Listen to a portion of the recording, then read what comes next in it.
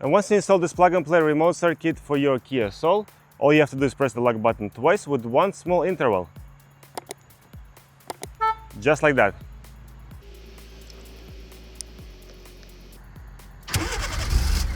And here you go, the car is running.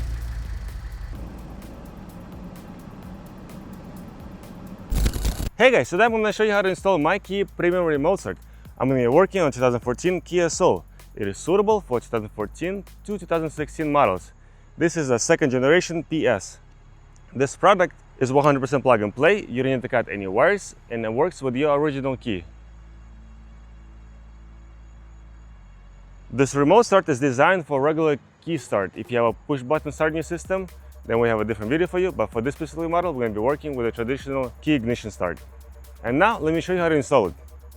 In this packaging, I had two sets of wires. These are T-harnesses and a module. And for this particular model, make sure the dip switch is set up like this.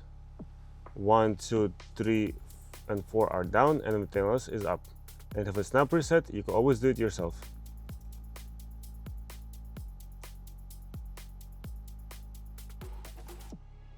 Just like that.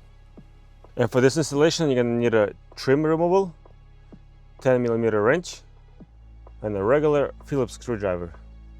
So the first step is we're going to be removing this panel. And for that, this is where we're going to be using the trim removal. We're going to start from this side.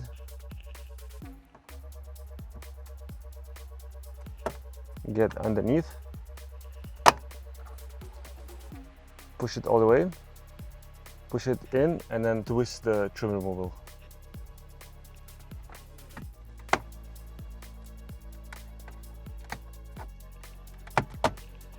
Make sure not to overdo it, just gently go in and twist it. And now you can use your fingers.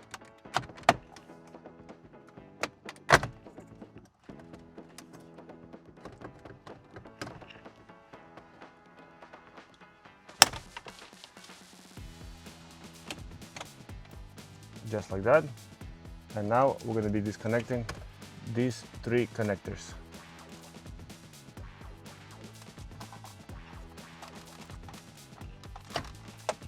One is out. The third one is out. And the last one is out. And all we're doing is we're pressing this pin and pulling the connector out. Same thing with the other ones. Pressing this pin and pulling the connectors out. And now we're going to be unscrewing 2 screws on the left side and 2 screws on the right side.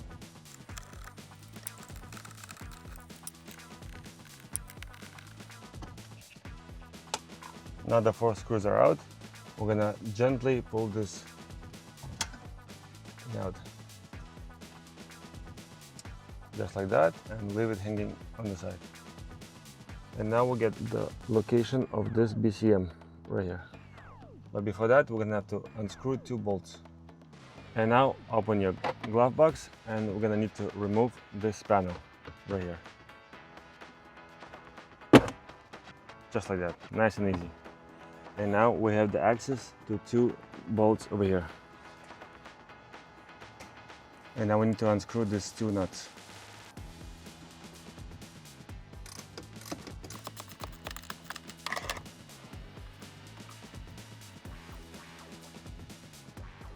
Make sure not to lose it, because it could just drop and then you're not gonna be able to find it between the panels.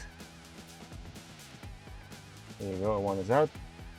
And the second one is gonna be a little bit closer to the middle.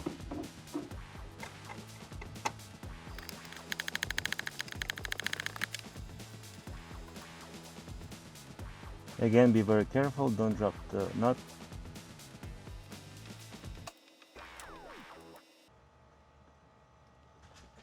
Here you go. So now that nothing is holding this BCM anymore, simply pull it towards you, get it off the bracket, and get it closer to you, right here. So now we got the access to these 2 connectors. We're gonna unplug them and plug them into MyKey Premium T-harness.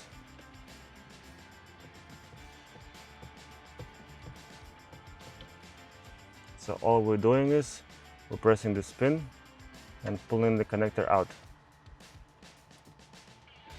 Same thing with the other one.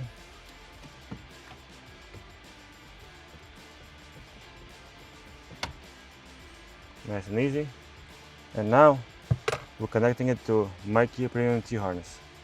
So now these two sides of the connectors will go into your original connectors, just like that. And then the bigger one will go into the white one. And these two sides of the connectors will go back into your BCM module, just like that. There you go. And make sure you hear the click. If you don't hear the click, that means the connector didn't seal well and the car will not properly work. Always, when you're connecting connectors, make sure it's all the way in.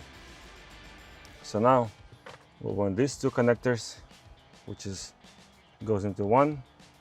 We'll want to run it through here and get it from the glove box. Just like that. And make sure these two wires are facing up. So this way you'll have enough space when you put this whole module back into place.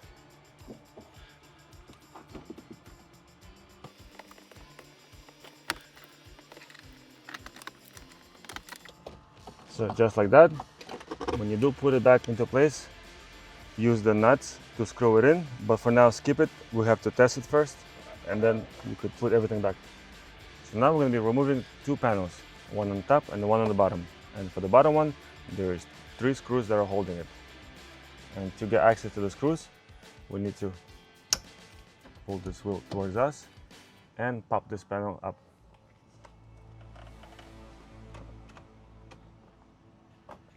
On the sides,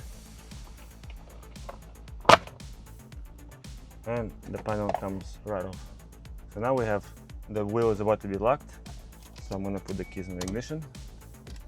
Do not turn the car on, just put it into ACC mode, and now we have the access to the first screw.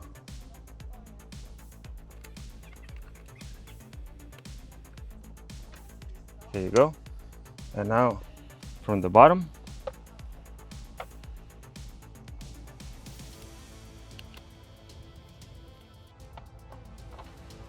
just like that. And now we have one screw on the right side of the wheel. And the third screw is right over here. There you go, just like that. And now we could simply remove this panel, nothing is holding it anymore. Grab it from the sides and pull it down. Just like that. And now we have the access to this blue connector. To unplug it is the same idea. We're going to press the pin, wiggle it side to side, and pull the connector down. And this is where we're going to be connecting your second T-harness. This side of the connector will go into this connector. Make sure it's all the way in.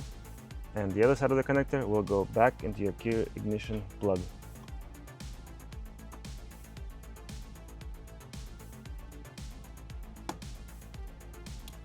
Make sure it's all the way in and make sure you hear the click. So now this connector, we have to run it all the way to the glove box. So we're starting from here, right behind the panels. Get it out from here. Pull it all the way. So this way, when you do put this panel back, there is plenty of room to have for the panel to sit well. Again, we're going through here, and we're going to reach with our hands on this side. Just like that. And also, a quick note, make sure this wire is underneath this metal frame. So this way there's enough space when you put this back. So now we have these two connectors on this side by the glove box. And then again, make sure the dip switch is set up like this. First things first, the data connector goes first and the power cable goes last.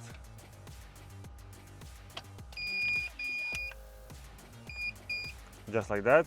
And once you test it first, and then you're gonna have enough room to put it all the way up there. So again, make sure you test it first, make sure everything works as it should before putting everything back together. And also use this video in reverse to follow the steps to put everything back together. And a quick note, once you put the 2 bolts back into the BCM's screws, push this connector inside.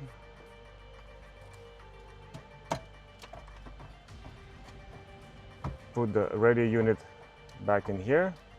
Put the 4 screws around it. This, make sure to connect all the 3 connectors and snap it back in. You will need to use a little bit force to snap it back inside. And this panel will simply go in the same way. You pulled it out, 3 screws, and you're good to go. And once you install this plug-and-play remote start kit for your Kia Soul, all you have to do is press the lock button twice with 1 small interval. Just like that.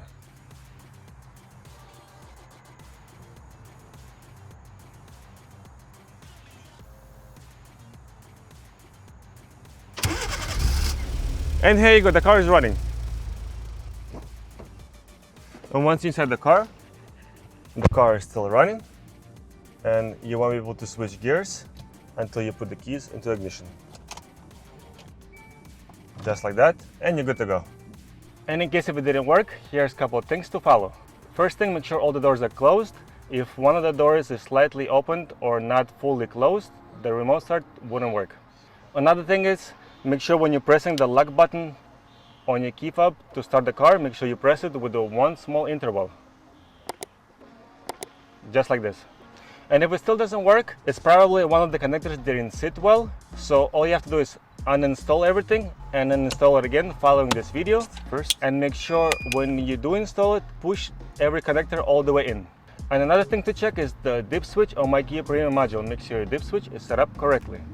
And if it still doesn't work, please reach out to MyKey Premium support. It's support@mykeypremium.com.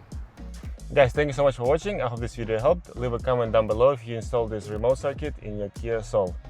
Thank you guys. Bye.